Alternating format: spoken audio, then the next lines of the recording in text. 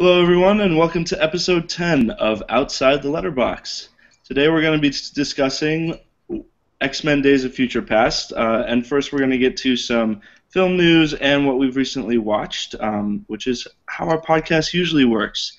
But first, you can find more episodes of Outside the Letterbox on our website, the-letterbox.com, as well as on iTunes by just searching for Outside the Letterbox and on FeedBurner. Leave us a review on iTunes or comment on our site. Today I am joined by three co-hosts. It's a pretty big number, so everybody say hi. Joe, go first. Hi. Everybody say hello. Oh, hey, it's Nick. And hello, it's Brian joining in one more week. The gang's all here. That's right, and that's Joe. No, it's not. Brian's joining us again this week for also being our resident Godzilla expert. He is also our resident comic book expert. So we are happy to have Brian back this week. I'm just trying to picture what kind of portrait of Brian this is painting for anybody who hasn't seen him or like doesn't know him. They're like, oh yeah, it's the guy who loves Godzilla and comic books. Just imagine Wolverine fighting Godzilla. And you've got Brian. The way to Godzilla with the facial hair of Wolverine. Yeah. Yeah, let's just get started with what we've recently watched. I'm going to go first, actually, this week, because I don't have too much to say about what I watched because I've seen it multiple times before, and I didn't have a chance to watch anything new. So I watched 500 Days of Summer, which is a great sort of like almost an anti-romantic comedy that Mark Webb directed, who is the director of the most recent Spider-Man series, which is quite excellent. I think we can all agree on that. I'm just gonna be silent. Spider-Man v. Electro: Dawn of Justice. That sounds amazing. But anyway, so 500 Days of Summer is really great, starring Zooey Deschanel and that one guy, Joseph Gordon-Levitt. That's his name. John. And it's really fun, really funny, but also I think has some pretty solid things to say just about love and relationships. Yeah, that's a really enjoyable movie. So I'm gonna actually pass it off to. I'm gonna pass it off to Nick. Actually, Nick. So what did you watch recently? This week I watched Prisoners, which came out late last year and somehow just kind of fell through the cracks, and I never got around to seeing it, but I knew a lot of people who had and kept, recommending it or bringing it up as a movie that they thought was really, really well done. And so I got the chance to finally watch it the other night. And while I think it's probably one of the best movies from last year, it's also another movie that I don't really have much interest in watching again, not because the movie's bad in any way, but just because it's such a tough movie to watch. The movie involves, the disappearance of two little girls and kind of how their parents react to the whole situation, and it's a very I think anyone who has siblings or has kids or whatever, like it's got it kind of makes you, it's kind of a very primal fear that everyone has. And the movie isn't afraid to go super, super dark in the lengths that the parents go to try to find their kids. And the two things that kind of stood out for me in this movie are, on the one hand, are the performances. I actually think, outside of X-Men, I think it's probably the best performance that Hugh Jackman's done.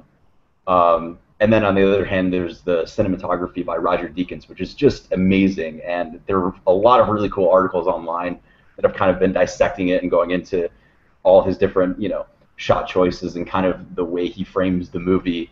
And it's really interesting stuff. I'll try to see if we can put one of those links in the link dump. But a very, very cool movie. I don't know, have any of you guys checked it out?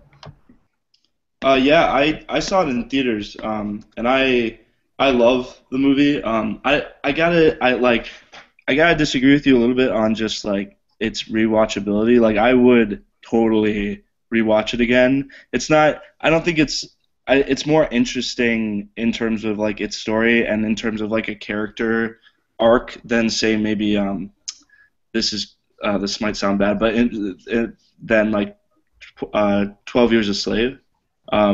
Like that movie is incredibly difficult to watch and worth watching once, but not. I don't think there's much to go back and like think about other than if you're going to reflect on the atrocities of slavery. Whereas with this movie, it's really I think there's a lot in terms of the characters to look at and in terms of what they're willing to go, the lengths they're willing to go to, and also I just wanted to say when that movie came out, a lot of people were talking about the ending of the movie. I don't want to spoil anything, but I think some people were like, "Oh, what a stupid ending! Like, why didn't they just like follow it all the way through?" And I think, given everything that comes before that ending, I think you like are supposed to know like what happens, and I think the ending more speaks to the themes of the movie rather than like giving you just a flat out like satisfactory resolution to the whole thing. Yeah, it's not an easy ending Yeah. by any means.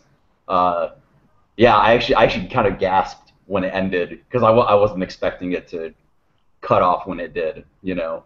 Yeah. But I think it's a beautiful film. Like I definitely think it's worth watching it. I agree that it is a tough film to watch. Like there's so many scenes where you're just like, I can't believe this is happening. Like this is so tense. Like, Yeah, especially like there's a there's a moment when Viola Davis takes the bag off Paul Dano's head, and yeah, there's always like a comment that I can understand, and like I've read a lot of people post, which is that Dano has a very punchable face. Like he always plays these characters that you like don't. They're always really slimy, or they're really like I don't know. They're not very likable or enjoyable characters for the most part. But when she takes the bag off his head, like I was even shocked at just how far you know they had gone with messing him up. yeah. Oh, man. Have either Brian or Joe seen it? Nope. I was just about to buy it today and then decided that I couldn't spend the money. Well, it's worth watching if you get the chance for sure. It's a feel-good movie. Yeah, not exactly. That's what I take from this. Uh, But then moving on, and I'm going to try to make this quick just because you guys already spent a whole podcast talking about it, but I finally caught up and I watched Godzilla in theaters this week, and I really, really enjoyed it. The one thing I love, and I'm not a Godzilla expert by any means necessary. I think I've seen the original, the 54 version, the 98 version, and then huge chunks of the other movies, either courtesy of Brian living in the same apartment as him, or just I'm trying to remember. I think like AMC like 10 years ago used to play Godzilla movies all the time, and I would always catch bits and pieces here and there. But the one thing I loved about the movie was it would be so easy to just be like, oh, Godzilla's enough. We're just gonna have a Godzilla origin story and just have it be all about him. But I love the fact that they kind of decided to do the Godzilla as the not necessarily a hero, but kind of like the anti-hero versus something else. And I really love that aspect of it and how it just kind of brought a whole other layer to the movie that I think is kind of missing in a lot of these franchise reboots or stuff like that, where they're always like, oh, we have to focus so much on just like the very basics. And this movie is like, oh no, we want to kind of throw in all these other elements that we love about Godzilla movies. And I kind of love that it almost felt like a sequel to like a Godzilla movie that had existed years ago, because they kind of hint at this whole backstory of him first appearing at some point and then trying to figure him out and put him down. So I kind of love that, how it kind of had this almost mythology around the character that, like, I think kind of played to the audience's expectations of just like movies they had seen before, but kind of grounding it in that real world. And also making it kind of a world that you believed in, that could look dark and gritty, but at the same time you could believe that there would be these winged monsters and a giant, atomic creature. The one thing that I was kind of 50-50 on, and I don't remember what you guys all thought about it, was kind of the Jaws approach to the character.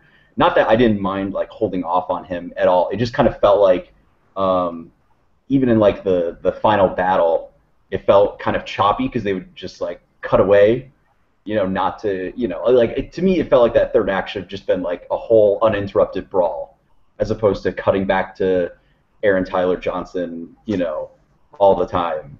I don't know. That's just kind of my opinion. I know there's been a lot of controversy from people thinking that it goes too far. I think early in the movie it works hiding Godzilla, but I think towards the end, I think you kind of earn the right to just like focus on him. I think it would have felt like two different movies if they had done that, though. Like it would have felt like that last act didn't belong in the same movie. Yeah, but I mean, yeah, just to me, it felt, them taking that approach the whole way made the end fight feel choppy. Like it didn't feel like one whole piece. Like it felt like it was just like, oh, it kind of just felt interrupted. It just felt like weird editing to me. Like I was okay with it up until that point. I don't know. That's maybe just me. Alrighty. Well, does anyone else have anything to say about Godzilla? It was cool. All right. So Brian, what have you recently watched? Recently, I went back and rewatched the uncut edition of the Wolverine, last year's addition to the X-Men franchise, even though it's not really that much of an X-Men movie. I really enjoyed the uncut edition more than I like the theatrical version because it adds in a bunch of scenes that really add depth to Mariko and her whole family, and it doesn't focus on Wolverine as much.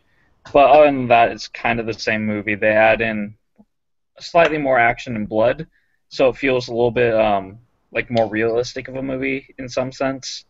But other than that, if you like the Wolverine, you'll probably like the uncut edition. If you didn't like it, you probably won't like this one either. I also watched Jurassic Park, which holds up to this day. I mean, the movie's great. Wish I would have seen it in 3D when it was re-released. Did you say you did see it in 3D when it was released? I did not. I had to work for a lot of it, and just never got a chance to go. Dude, I went to see it in 3D, IMAX when it was re-released. It was awesome. It was so great. It was so amazing to see a movie because I didn't get to see it on the big screen when it came out. I was 3, maybe 2, and it was seeing it on the big screen was so great. Like seeing all those great scenes that my brothers and I have quoted for like 20 years, and yeah, that was a great experience. But that is a great movie that surprisingly, like some of the effects definitely look a little aged, but in comparison to other movies, like it looks great. Like it looks fantastic. I think one of the great choices they make with it is they don't rely solely on the CGI. So in the when you get up close and personal with a lot of the monsters or dinosaurs that would normally be CGI, they actually have the real Stan Winston effects in there. So usually CGI holds up better at a longer distance, and that's where they tend to use it. So I think that really contributes to it. Yeah, I agree. Yeah, no, I remember this was the first movie I remember seeing in theaters, and oh man, it's just childhood all over again. Yeah. I'm still just thinking about the irony of saying the Wolverine, the uncut version. Does he control himself? I don't get it. That's things. He's got claws.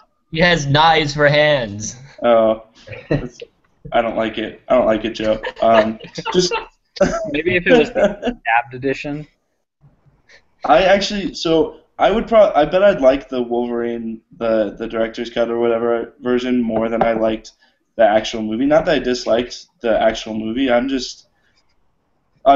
when we were in line to get tickets for X-Men Days of Future Past, the guy behind us was like, man, like, if this movie, like, it just better have a lot of Wolverine or whatever, because if it doesn't, like, what's the point of an X-Men?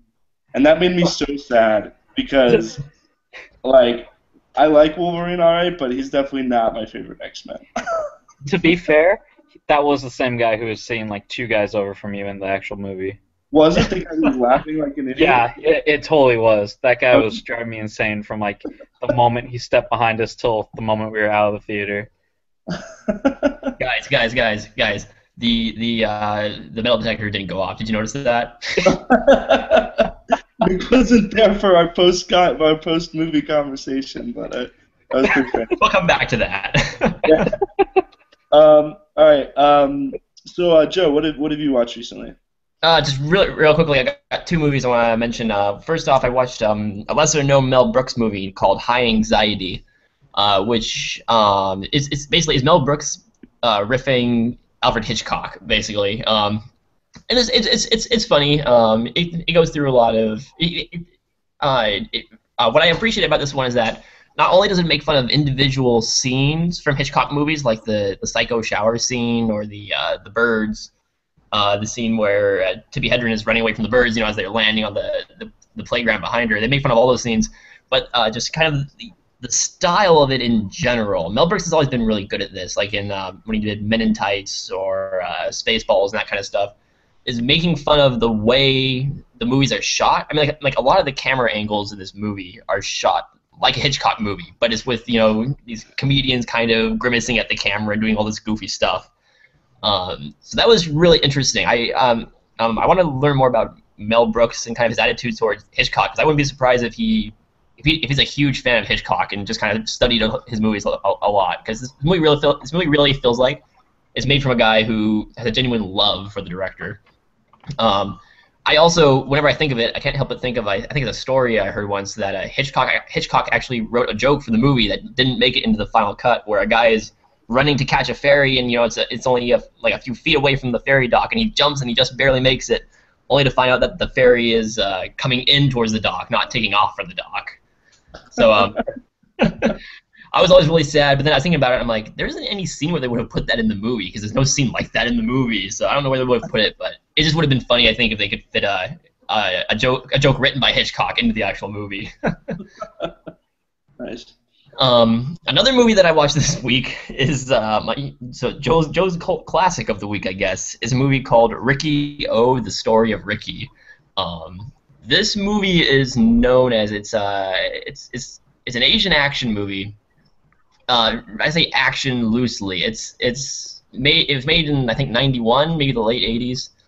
And it's based on a manga, from what I understand. And the movie's all about just this really superhumanly strong guy who's in a prison, and he has to take down the corrupt people who run the prison. And it is the most ridiculously over-the-top, gory, violent thing you've ever seen. It's weird, because watching this movie, when I heard it was based on a manga, I believed every minute of it, or every word of it, because everything that happens in here happens like it would in a manga, but it's shot like a straightforward live action movie. So it's just kind of it's kind of like one moment you have these two characters just kind of yelling at each other in a prison, and the next moment someone's trying to strangle someone else with their own intestines. This is one of those crazy, weird, over the top movies. Sounds great. If you like that kind of stuff, it's extremely entertaining.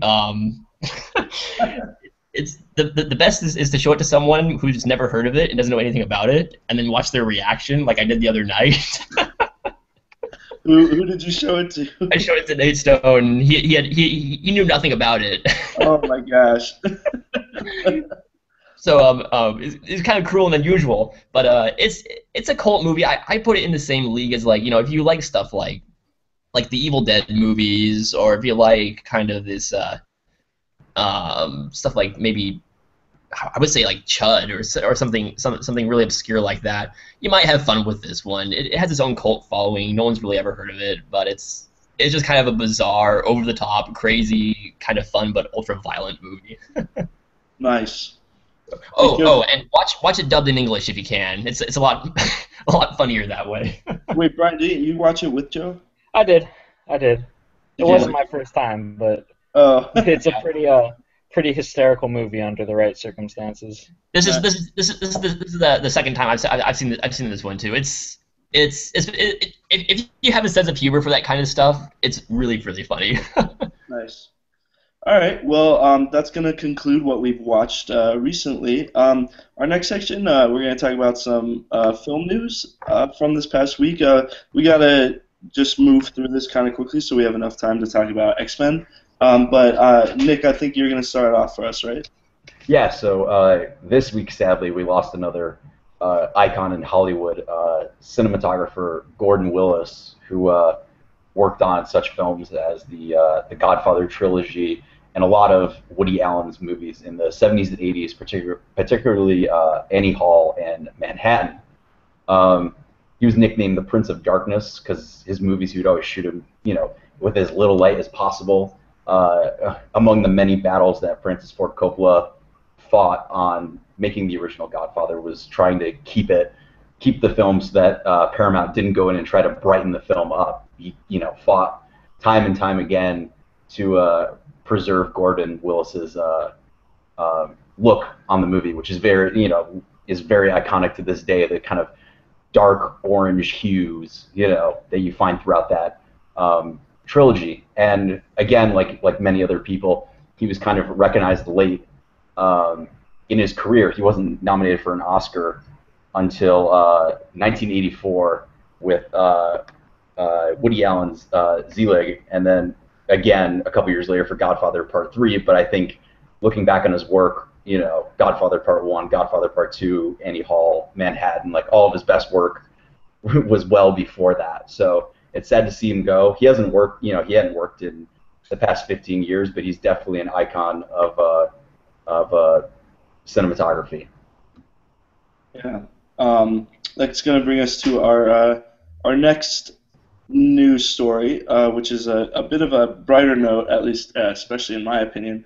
And it's funny because I'm probably going to contradict myself a little bit later when we talk about Edgar Wright, but Alfonso Cuarón is rumored to be deep into talks to direct the Harry Potter spinoff for Fantastic Beasts and Where to Find Them by Newt Scamander, I think is how you say his name. But this is really exciting to me because Alfonso Cuarón directed I think the most complete, as far as film goes, Harry Potter film. It's the most thematically coherent from beginning to end, and as well as the most visually appealing and coherent beginning to end. There's a lot of, I've talked about this I think with you guys before, but there's a lot of motifs and sort of metaphors and visual cues that Cuarón uses in Harry Potter and the Prisoner of Azkaban that aren't present in the rest of the movies, and I think it's because Cuarón is just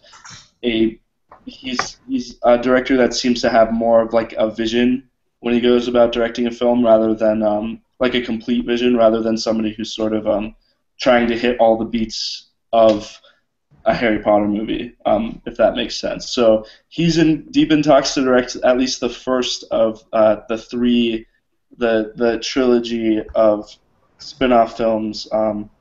And also, I'm just really excited for this series because I think it's a great idea. And while it may be a money grab, I think it's different enough and separated enough from the Harry Potter series that it has a chance to not necessarily feel like a money grab, if that makes sense. I also have a bias for the Harry Potter movies, though. So.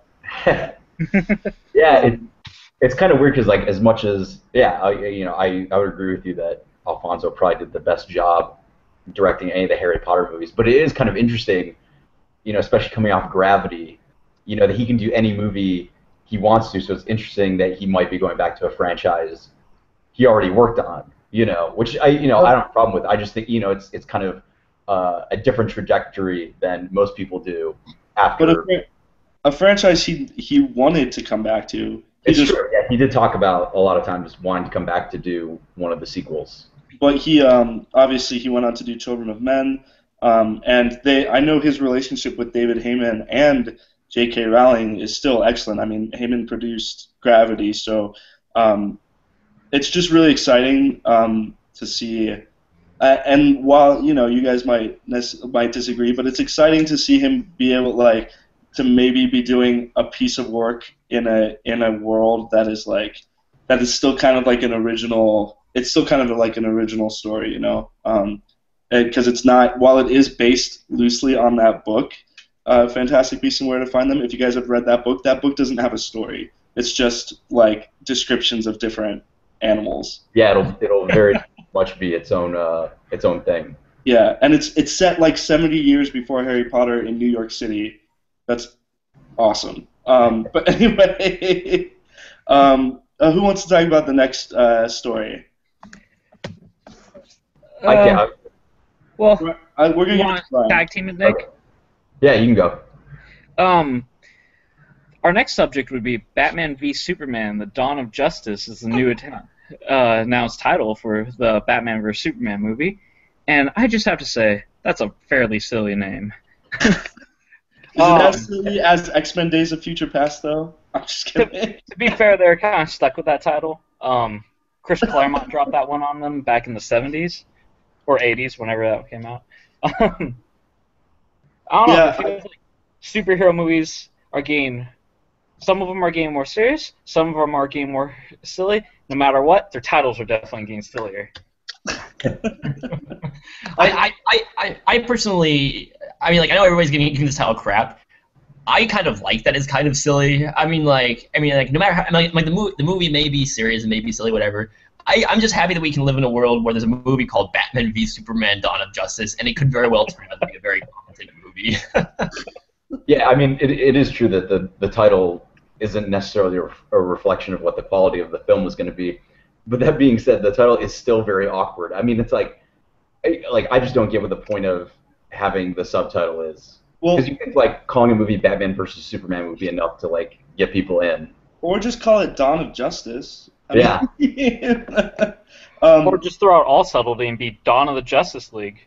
I think it should have been The Dark Knight versus the Man of Steel. I think it should have been called Breaking Dawn of Justice. Interestingly enough, using the V instead of the verses is actually like that indicates a legal like like a legal challenge as opposed to like an actual like fight. The only fight Batman could win against Superman.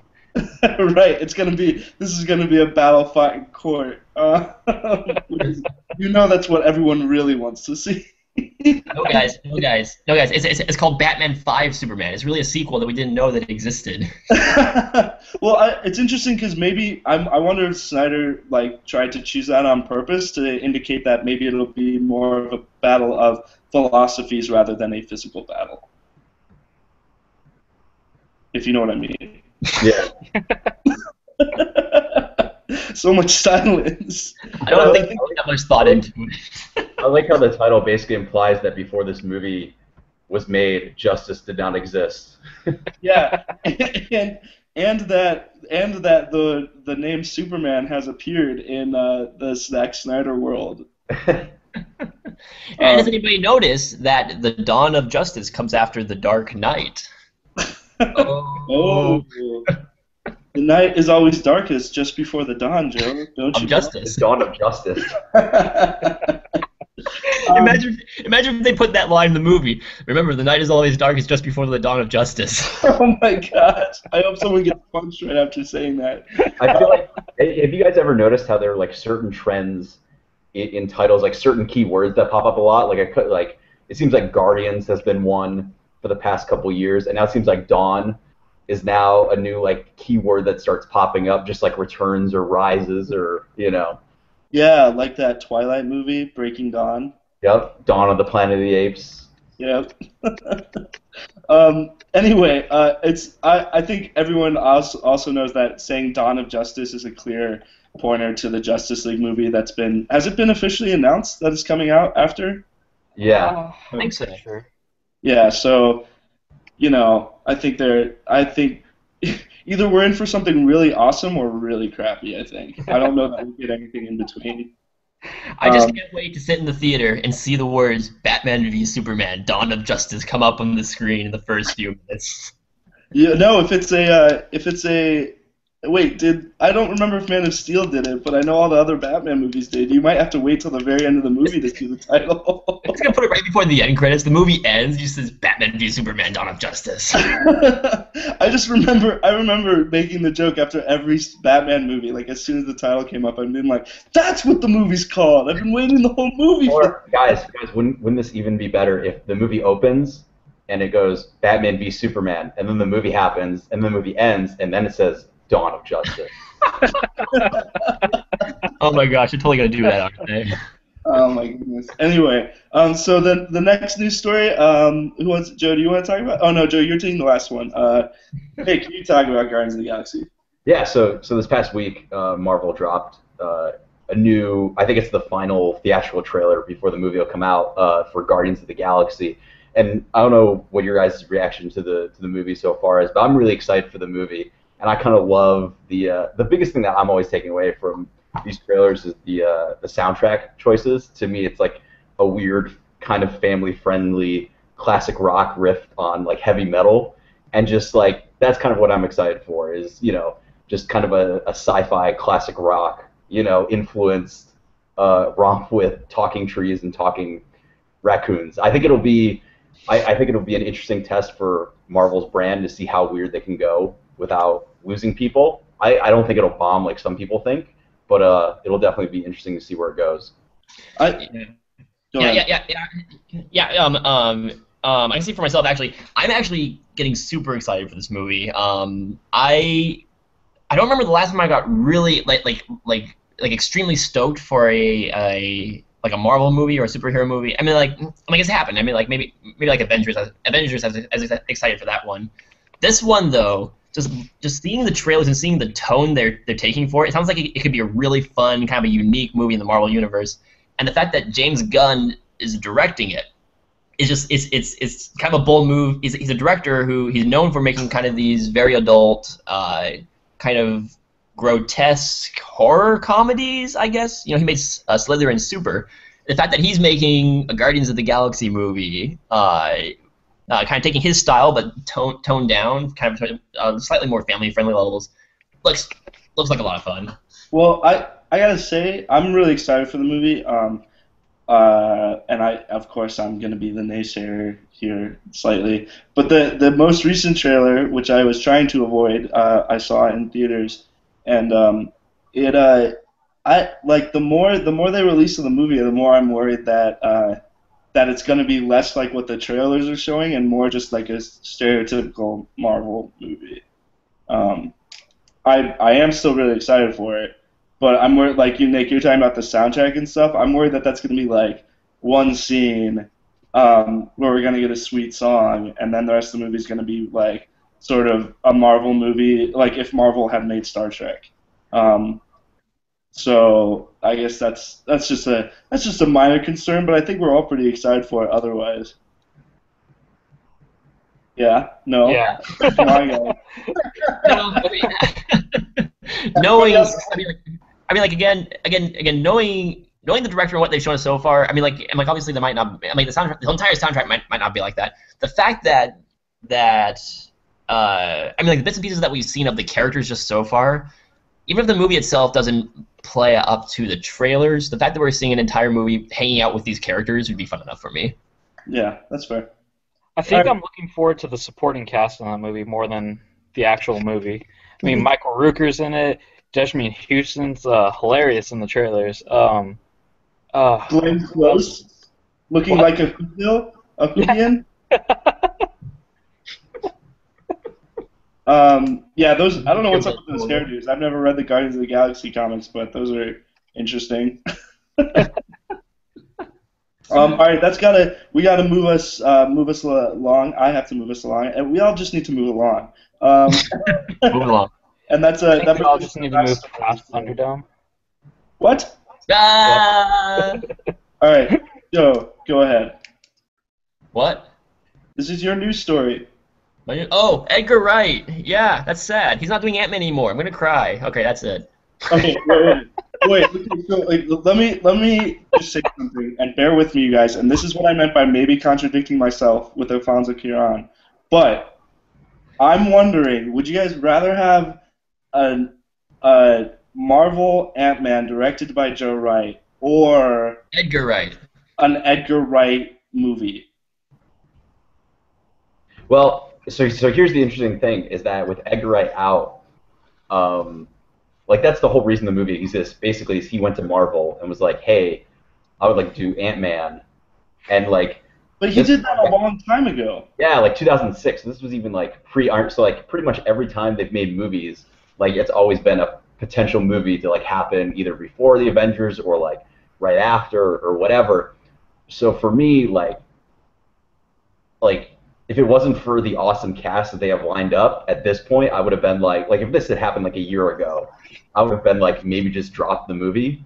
Because if Edgar Wright isn't making it and he's the main person behind it, then why make it at all? You know? Right. So I guess to answer your question, I would rather just have another Edgar Wright movie. Yeah. Honestly, when I first heard the news the other day, that was one of the things that came up. I was like, well, what's he working on now? Because whatever he's going to be working on next has to be awesome, right? I think just the idea. It's great that we're going to be getting something else from him. Hopefully, I'm not sure what his next project he's going to be working on now is. I'm sure he's got some stuff thought up and lined up. I'm just really disappointed that we just never got a Marvel kind of a superhero movie about a guy who shrinks into an ant, directed by one of the best writers and editors I think that we have working out there today. With kind of his super slick sense of humor. That being said, I'll look forward to whatever his next thing is. We got the three colors. Not three flavors trilogy. My gosh, Hot Fuzz, Shaun of the Dead, World's End, all that stuff. I'm sure whatever he does next is going to be just as awesome. I'm just disappointed we never got Ant-Man. Maybe we'll get a Scott Pilgrim sequel. Not. No, not that I would love a Scott Pilgrim sequel. I'm just saying there's no way they're ever going to make that after that flopped so badly. Maybe he'll direct Army of Darkness 2 for Sam Raimi.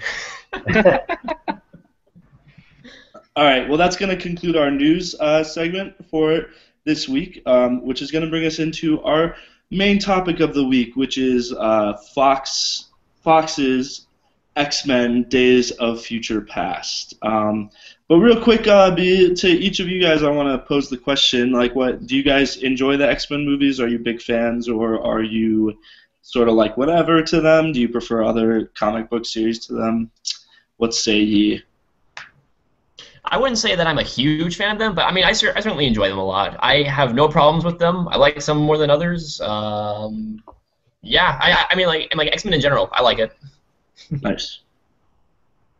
Yeah, I think I'm a pretty big fan of the movies. I think some of the movies are really good, and I think two of them are pretty terrible. But on a whole, I think I lean more towards the positive. But for me, I always think the interesting thing about the X-Men movies is that it's the only superhero franchise that's still around today that started way back when, we had this start of the superhero movie revolution.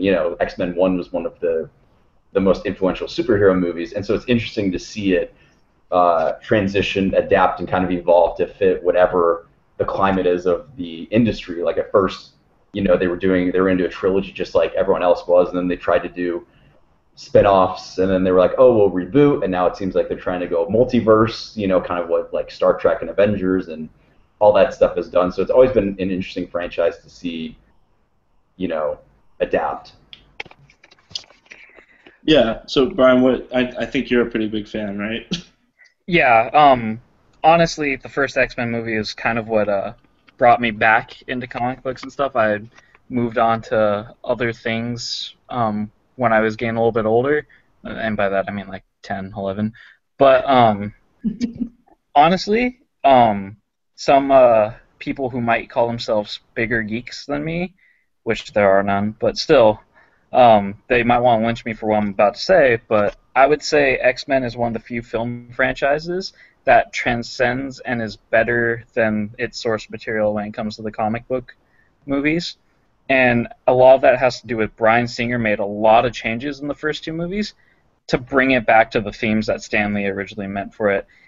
Because X-Men got really kooky really fast, and you lose a lot of what X-Men is, and unlike other superhero teams, they're more victims than anything, just trying to go out and help other people who are pushed down, bullied, told they're not worth it, they're not human, and are really just civil rights fighters.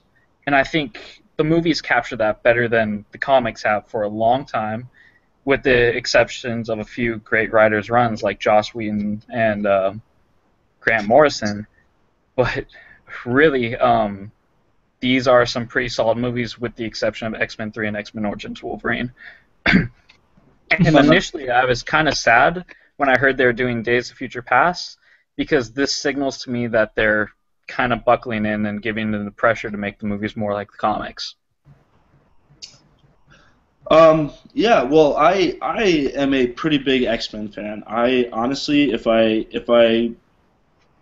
bring it like, if I really look at it, I would say that X-Men probably follows the Chris Nolan Batman series in terms of being the most, I guess, the most powerful like comic book series. In terms of, so like the first X-Men I liked, I saw it when I was little. And then the second X-Men, I remember begging and begging and begging my parents to, to let me go see. My mom didn't like Mystique. She was not a fan of me seeing that as a young child. So, but I begged and begged, and my dad finally took me to see it, and it was awesome. X2, despite that terrible name, X2, X-Men United, that is a bad name. That movie was so great for so many different reasons, and I honestly just think these movies, in terms of kind of telling a more human story, succeed more than any Marvel movie has. And like I said, the only series of comic book movies I can think that might have done it better is the Chris Nolan Batman series. But anyway, that's going to bring us into what we thought of specifically this movie, Days of Future Past. So, what did you guys think of Days of Future Past? It was a pretty solid movie. I really enjoyed it. A lot of my fears going into it were misplaced, I guess, or for the most part. And it did a really good job of balancing action, comedy, and not letting Wolverine steal the show this time around. Yeah. Joe? Anyone? Actually, honestly, this for me is one of my favorite X-Men movies, if not my favorite. I really loved last year's The Wolverine. I think it's fair to say for myself, I haven't strongly disliked any of the X-Men movies. I mean, it's like, yeah, X-Men 3 is not that good. X-Men Origins Wolverine, when I first saw that in theaters, I had fun. I knew it was stupid, but I still had fun with it. The other ones are legitimately good movies. I think me personally, I like the first one a lot, even more so than a lot of people like number 2. But yeah. As far as it goes, this one and the Wolverine, they're two very different movies, which is kind of why I think I loved it. Is that it's fun, it's really funny. It has some of the most hilarious scenes I think I've seen in any of the X-Men movies. And these movies have some pretty funny scenes in them, just in general in the series. They're really good with kind of their humor. But this one, I think, has a few moments, especially like character moments, that kind of top that. I love the balancing between kind of the future, this almost like Terminator-esque future with this, the 70s, in the past and that kind of stuff, and they really captured kind of the two eras very well. They're almost shot differently. Like the scenes in the 70s are shot like a 70s movie. In the future, it's kind of crisp and looks really cool and kind of dirty and that kind of stuff. So it's tonally it shifts between kind of the serious and then the fun and the camp and the humor and the emotions really, really well. And I think aside from that, it's just a genuinely very well made movie and a really good movie. Mm-hmm. Yeah, I would agree with Joe. I think this is, I don't know if it's the best one. I kind of have a hard time juggling between, like this one, First Class, and the Wolverine. Oh man, you guys. A huge part that I love, but a huge part that I love about this movie is comes off of why I loved X-Men First Class so much, which is that I think the dynamic between James McAvoy and Michael Fassbender as young Professor X and Magneto, and then Jennifer Lawrence as a young Mystique, I think is a really interesting dynamic, and I think they carry that into this new movie, and I think it gives it an added level of emotion that I think a lot of the other movies don't necessarily have. And I think the time travel aspect helps with that because it's a lot about it. It's about older people looking back and realizing the mistakes they made and going back and trying to fix it. And I think there's a lot of interesting emotion and character work that comes out of that I think the movie pulls off pretty well. Yeah, I thought this movie was great. I loved it, and I think just like one of the reasons I think I kind of agree with Joe. Like I've never really had a bad time watching an X-Men movie, but you can recognize that the X-Men Origins Wolverine and I think X-Men 3: The Last Stand are not like they lose something about the X-Men movies that makes them really watchable and really enjoyable that I think this movie brought back even more so than X-Men First Class did, even though I think X-Men First Class is great. And I think part of that is that they you get the Thor movies and the Iron Man movies, and in the end those movies tend to be like sort of about the main hero like overcoming this big obstacle that and it all culminates in this giant fight that is some epic visual feast that's really cool to watch and usually really entertaining. But what sort of always seemed different about the X-Men movies is they always seem to come down to one character make the finale would seem to always be one character making a decision. And I think that that idea, especially in Days of Future Past, I think that's really strong. And something that I think is that resonates more with people than just having Thor fight, the dark elf. Yeah, that's an interesting thing about the X-Men movies, which is that rarely are the finales ever for the fate of the world or something really, really huge. It's actually, they're actually pretty small scale compared to a lot of superhero movies. The stakes and even where these things are held, it's usually just a couple group of people fighting another group of people. It's never, it's not like the end of Man of Steel or even one of the Chris Nolan Batman movies. Right, and actually the end of this movie I was worried about watching the trailers and stuff. And we can get into this in spoilers, but I think they did a good job of trying to give you that spectacle that so many other movies are doing today, but still keeping what I think makes the X-Men movies strong. But in the end, I think we'd all really recommend this movie to anyone on the fence about seeing it in theaters. If you're a comic book fan, if you're an X-Men fan, I think we definitely recommend it.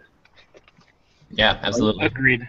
Okay, sweet. I think we can get into the next segment, which is we're just going to talk about X-Men: Days of Future Past, sort of how it relates to the other films, and get into spoilers. So Nick, did you have something else to say? No, I'm good. Okay. So from this point forward, we're going to talk about spoilers for X-Men: Days of Future Past. If you don't want to listen to that, then you can turn off the podcast now. Remember to go to our site, theletterbox.com, and comment on our podcast or give us a review on iTunes. And like I said, you've been warned. So how do you Okay, so for this, there was a lot of promising about this movie sort of setting the slate clean for the X-Men series because it's all sort of jumbled right now. And I don't know that it necessarily did that. Well, I think it confused a lot of things. I guess it depends. I mean, what are you thinking of specifically? Well, I guess what I'm thinking of specifically is I thought what it was going to do is reset stuff so that we would just be following the characters from X-Men First Class, but instead it looks like they're trying to set off two series of X-Men where we're following the X-Men from X-Men 1 and 2, but we're also still getting their backstories. Well, I mean, the way to be fair, so the next X-Men movie that comes out in 2016 is apparently just the First Class cast. Apocalypse? Yeah, Apocalypse is just. That's what I thought, but Brian told me the opposite. Oh yeah, well yeah. What I'd heard it was Apocalypse was going to be with the Future crew, and they were going to do other movies with the First Class crew. But it could have changed. That was info from 6 months ago. Yeah, I think as of now it's just the First Class crew, and I think a huge part of that is, I mean, just logistic-wise, like I'm sure it must have been crazy for them to get the old cast back and just like, even paying them and whatever. I think to do a legit X-Men 4, I think would be a really hard for them to make. So to me, I just saw the ending of that movie, which I have a comment that we can get to later. I just saw that as kind of like a nice, like, tying the ribbon on that plot line, on that timeline, and now we're going to focus on the First Class timeline. Yeah, well, that's if that's the case, then that's good. But they also they left some pretty glaring continuity holes too. I don't know why Wolverine has his metal adamantium claws back. I also don't know why Professor X, while they did say he was back Yeah. in one, they didn't really explain how he's back and how Magneto has his metal powers again. Yeah. At the end of 3, it shows that the cure is not working anymore, and that people are getting their powers back to an extent. But so I don't feel like that's as big as of a plot hole as Xavier kind of having his body and being crippled again. Yeah. The one big one for me is I mean it's funny because all these other things I can kind of just explain away as there was I can make up an explanation for it in my head. It would have been nice if they had given us one, but I can imagine plot wise around that. The one that bugged me the most, honestly, is not between X-Men 3 and Days of Future Past, but it was between I think it's X-Men 2. Because in that one, I think the opening scene is a scene of Xavier and Magneto who are running the school together, I think it was, and they go to visit Iceman. And Professor X is walking around, and it's played by Patrick Stewart and Ian McKellen. And then when this one ends, it's kind of like, well, okay, you guys have established that X-Men 1, 2, and 3 are canon now. So how does that scene fit in with this continuity, or did you guys just forget about that scene? Because the way this one ends, it doesn't end anything leading into that at all. That scene was X-Men 3, right? And they were going to see Jean. Yeah, it was Quasi Phoenix as a little girl. Oh, Yeah. okay. It was X-Men 3. I haven't seen the first three in a while, so I get some of the scenes mixed up sometimes. Yeah, I think there's some things you just can't take literally, and I mean I think there's some things that to try to explain and fix that would have, I don't think we would have wanted a scene where they tried to run circles around and try to explain it all. I think it would have bogged the movie down. No, I agree, and I guess I just mean they had throwaway lines about. I liked that in the past, the reason Professor or Charles could walk was not just a throwaway line; it was a plot point. That he did not have his powers at certain times. Yeah. But I would have liked a throwaway line about why Professor X was able to move, or still not to move, but to have his body back. Yeah, I think for me the reason why it's not such a big deal to me is that if we're going by the timeline of whatever, because I think at the end of Wolverine, the end credits bit where where Magneto and Xavier come back and recruit Wolverine, it's 10 years after the Wolverine takes place. So it's to me, it's okay, it's not we're going from one film to another, and it's supposed to have been a year, and it's oh, how did that happen? It's no, it's been 10 years. And not that that explains any better, but the fact that there's such a time gap in my head explains to me stuff happened, Yeah. That's I guess I that for the whole world to be like that. 10 years seems like a short amount of time too. But Yeah.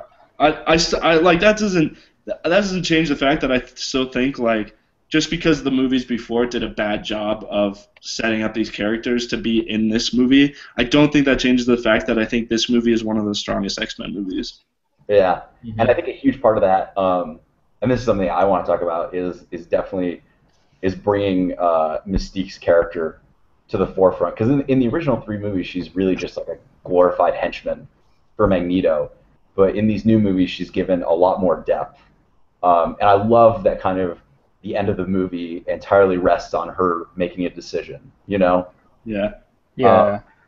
And the one thing, and I'm gonna just get your guys' opinion on this. The one thing I felt that was lacking in that ending, where it shows like, oh, all the characters are alive, and like everything's okay in the future, was part of me wanted to see Mystique at the school, and I kind of understand why they might not have done that, because if this is going to get complicated because we're talking time travel here, but if Wolverine wakes up in the future of what is now the First Class timeline, by showing Mystique, at the school or whatever, it would have been like, oh, she turns good at some point. But I feel like the movie, I don't know.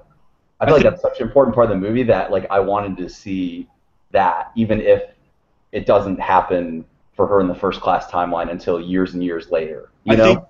think Brian could probably speak more to this, but I think that probably would have pissed off a lot of fans.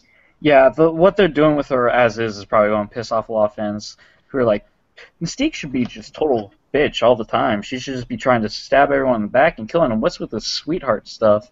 Yeah. But that goes back to what I said earlier. They've made a lot of changes for this for the sake of making it a better story, and I'm okay with that. I'd rather have a better story than a rehash of the comic books. Yeah, and I totally agree, Nick. Like the fact Mystique has always been like the coolest sort of, like one of the most unique X-Men in her power, and the fact that they brought that to the forefront, that was something really cool. I thought that was brought into the design and the whole plot of the Sentinels. That she was so key in like the way they worked. Oh, that's okay. So that's a plot thing that I want to run by Brian, because I think they don't really explain it, but in my head I think I came up with an explanation for it, which is that Mystique's power isn't that she can imitate other people's powers, it's that she can look like other people. But the Sentinels, so the Sentinels can mimic other people's powers. Now, in my head, just like how Kitty Pryde can now send people back in time, like it's kind of like an evolution of her previous power. I just kind of assumed that maybe like they figured around with her DNA and figured out a way to get it to that point. Well, that is what happens, Nick. They say that in the movie. They say that they use it as a template to figure out how mutations work. Oh, okay. Gotcha. They use the adaptability of her DNA to be able to like kind of adapt to powers. But Come on, Nick. Gosh. Did you even watch the movie? Nick read a blog you know, about for like a whole week, man. You should have seen like 20 times by now. I do kind of like how they went with like the more adaptable, like kind of T-1000-ish Sentinels. Man, I was going to call them Terminators. Because it makes them more of a threat than just the old like 90s cartoon Sentinels that are just resistance is futile and shoot lasers out of their hands and move slowly.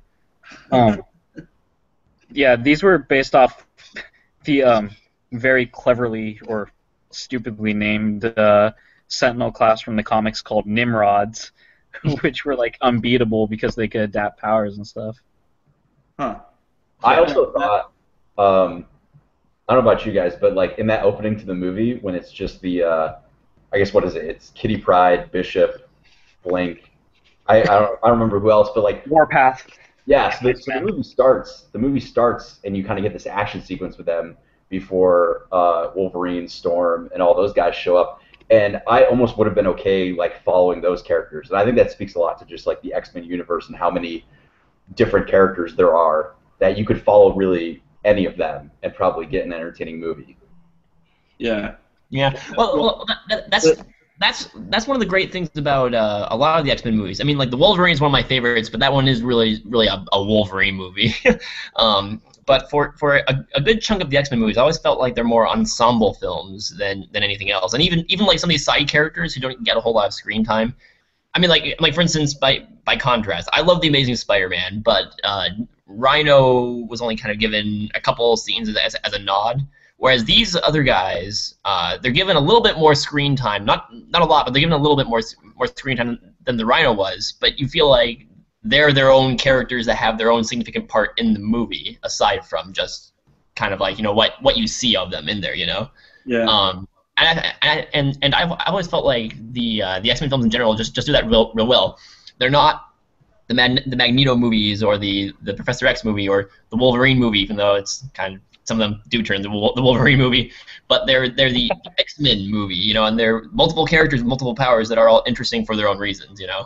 I actually think this was the one X-Men movie that used Wolverine the best, because I know a lot of people have complained that Wolverine gets put as a lead character when there are other characters like Cyclops who should be just as much of a lead or whatever. But I think this movie, especially using kind of basically what he does in this movie to Professor X is what Professor X did to him in the first movie, kind of put him on the right path and kind of show this directionless person a direction to go in. And I thought thematically that was one of the strongest points of the movie, was that relationship right there. Mm-hmm. And also, I think it's kind of crazy that we haven't mentioned Quicksilver yet, because I think that's one of the highlights of the movie. Well, that was a really cool scene. He's not really that. I don't know why else we would mention him except for the fact that he gets one of the coolest and funniest scenes in the movie. Because he's not he's sort of there and then he's gone.